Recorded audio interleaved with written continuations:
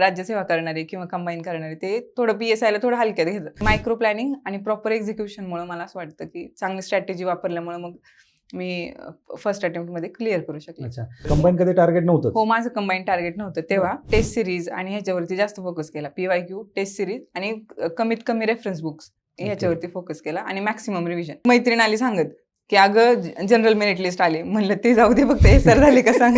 स्पर्धा परीक्षांबद्दल फक्त अफवा आहे, की ती खूप अवघड असते, लाखो विद्यार्थी देतात, तुमचं कसं काय होणार? मी सुद्धा जेव्हा सुरुवात केली होती, मला खूप सारे फोन आले होते. इव्हन माझे टीचर्सकडून सुद्धा फोन आले होते, की "तू नको ह्याच्यामध्ये हे करू, तू म्हणजे असिस्टंट प्रोफेसर झालेली आहे, तर ते एक चांगला जॉब आहे, तू तो करत राहा." जॉब सोडून तुम्ही इकडे आलात? हो, जॉब सोडला होता मी. की हुशार व्यक्ती म्हणजे जे की गणितामध्ये, विज्ञानामध्ये हुशार आहेत, तीच लोकं पुढे जाऊ शकतात. तर तसं काहीच नाही आहे. फक्त इथं सातत्य, जिद्द म्हणजे ह्या परीक्षांना आणि त्या पुस्तकांना न घाबरणं हे महत्त्वाचं आहे. आपल्याला जर करायचंय तर ॲट एनी कॉस्ट करायचंय. मग कुठलीच सिच्युएशन मॅटर नाही करत. आपलं बॅकग्राऊंड काय आहे, आपलं इकॉनॉमिक कंडिशन कशी आहे किंवा मग फिजिकल कंडिशन कशी आहे, काहीच मॅटर नाही करत. पुस्तकं आणि आपण, बाकी काहीच नाही मॅटर करत. मला असं वाटतं, की आपल्याला जर 100% कशामध्ये म्हणजे क्रेडिट असेल, तर त्याच्यामध्ये 70% क्रेडिट हे फक्त पी-वाय-क्यूच आहे. असं मी बाकीच्यांना बघून प्रेरित होऊन अभ्यास केला, असं कधीच नाही झालं.